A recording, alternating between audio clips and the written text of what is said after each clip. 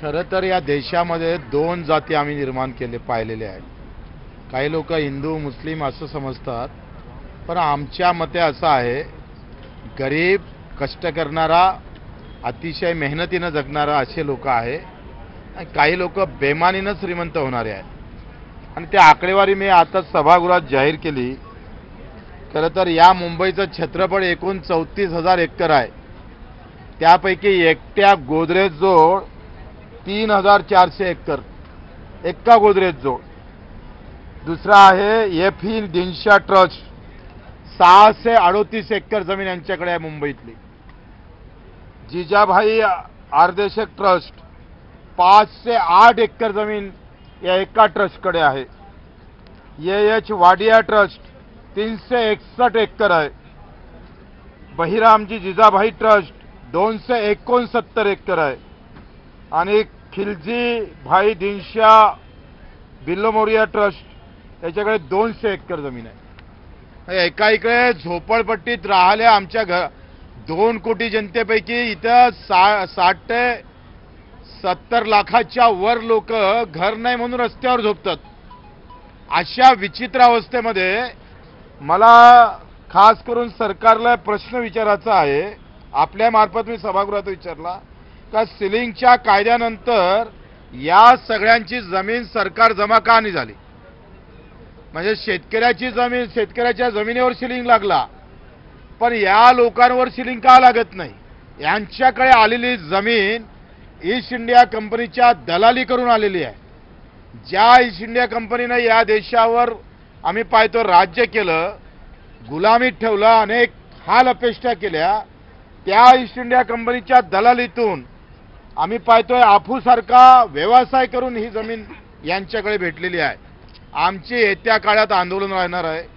ही जमीन जर सरकारने याच्यावर निर्णय घेतला नाही तर या जमिनीवर सगळे बेघरवाल्यांना आम्ही बसवणार आहोत.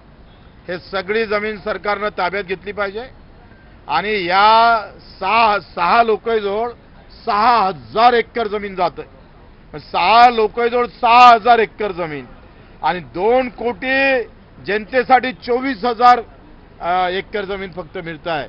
याच्या विरोधात येत्या काळात आम्ही मोठ्या प्रकारचं आंदोलन या मुंबईमध्ये छेडणार आहोत. तो विषय मी सभागृहात मांडला, पण कोणाचं उत्तर त्याच्यावर आलेलं नाही आहे.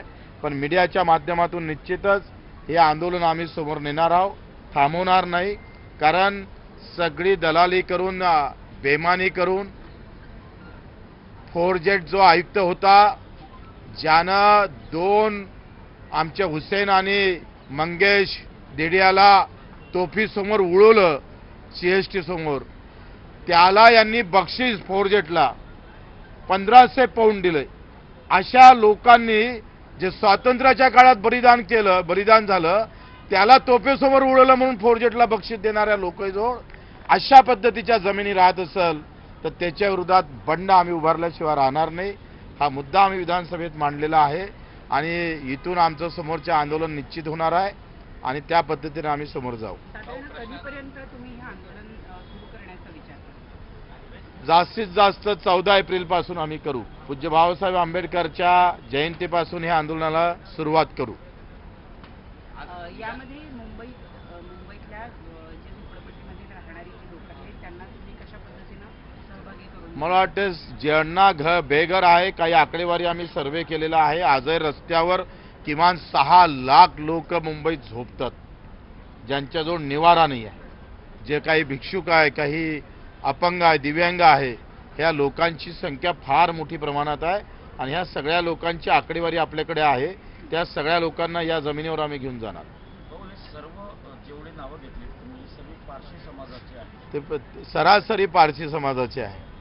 सगळे पारसी समाजाचे आहे. 6च्या 6 नाव पारसी समाजाचे आहे. सरकारच्या वतीने यावर कोणीही काही उत्तर दिलं? मला वाटते उत्तर सध्या देण्याची काही कोणी काय म्हणते हिंमत दाखवली नाही. येत्या काळात पाहू. अधिक काही सांगायचं याच्यापेक्षा महत्वाचं आहे का? अधिक बाकीचे प्रश्न विचारा. आज सभागृहाच्या लॉबीमध्ये एक मंत्री आणि एक आमदार यांच्यामध्ये बाचाबाची कॉलर पकडेपर्यंत प्रकरण गेल्याची माहिती मिळते आहे. परंतु विरोधकांना सभागृहामध्ये बोलू दिलं नाही आणि जी काही माहिती गेली सुद्धा पटलावरून काढून टाकण्यात आल्याचं कळतं. मला असं वाटतं ते CCTV वगैरे आला असेल तर नक्की समोर येईल, पण अध्यक्षानं सांगितलं का अशी घटना झालीच नाही, दोघांनी सांगितलं का आम्ही असं काही केलंच नाही, त्याच्यानं प्रश्न नाही. CCTV सकाळी 9 वाजेपासून तर वाहिनीचं काम चालू होतं असं वरच्या सभागृहात सांगितलं. तर मला वाटते आता ते लॉबीमधली गोष्ट आहे.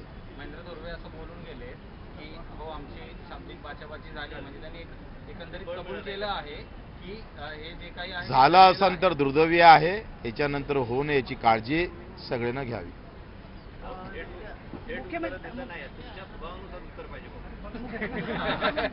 प्रत्येक वेळेला स्वभावानुसार उत्तर दिलं तर पुन्हा जास्त कडू होण्याची शक्यता आहे. पण आज सकाळी मनोज जरांगे पाटील यांनी पत्रकार परिषद घेतली. गेले 7-8 दिवस जे काही त्यांच्या भागामध्ये संचारबंदी लागू केलेली आहे, त्यावरून ते असं म्हणतायत की जर संचारबंदी लागत असेल तर आचारसंहितेच्या वेळेला ज्या वेळेला लोक प्रचार करतील, म्हणजे थोडक्यात त्यांचं म्हणणं होतं की ते कसे येणार किंवा कसे येऊ द्यायचे नाही, अशा प्रकारचं त्यांचं वक्तव्य आहे. याकडे कसं बघता? कारण तुम्ही जो काही विरोध करता तो राजकारणाच्या माध्यमातून सरकारपर्यंत पोहोचण्याचा प्रयत्न करत असतात, आणि इथे मात्र तीच राजकारणाची जी व्यवस्था आहे, म्हणजे निवडणुकीची जी प्रक्रिया आहे तीच होत गेली जाणार नसेल तर हे अयोग्य नाही वाटत का आपल्याला?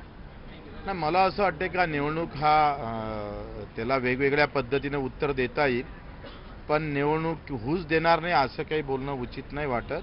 त्याच्यावर वेगळ्या पद्धतीने उत्तर निश्चितच आंदोलक देईल, आणि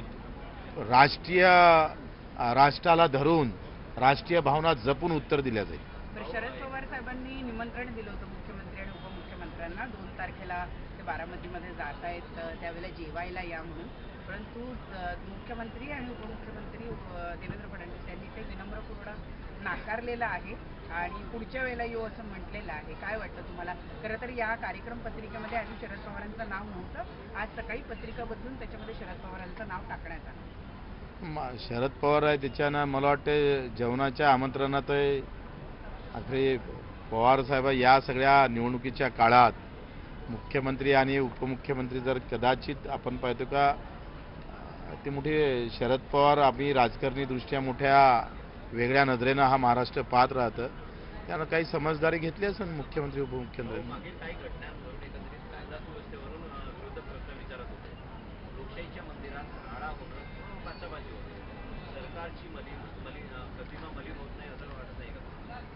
आणि हे सगळं बरोबर आहे. मला असं वाटतं का आमदारांचा वाद झाला नाही आहे, बरोबर आहे. झाला असेल तर ते दुर्दैवी आहे आणि ते होऊ नये याची काळजी आपण घेतली पाहिजे, कारण आम्ही जनतेसाठी भांडणाऱ्यापैकी एक आहोत. आम्ही आपसातच भांडायला लागलो तर त्याचा एक वेगळ्या प्रकारचा संदेश जाईल, याच्यात मात्र काही शंका नाही. ते होऊ नये याची काळजी आम्ही घेतली पाहिजे. मागे असमान निधी वाटपावरून तुम्ही तक्रार केली होती, पण आजचं जे प्रकरण झालं ते निधी वाटपावरून झालंय असं पण समजतंय. कशावरून झालं मला माहीत नाही. मी सभागृहातही नव्हतं, काही कल्पनाही नव्हती, आणि मला वाटते तो काही एकंदरीत आपण जो विषय पाहतोय तो सभागृहानं संपवलेला आहे.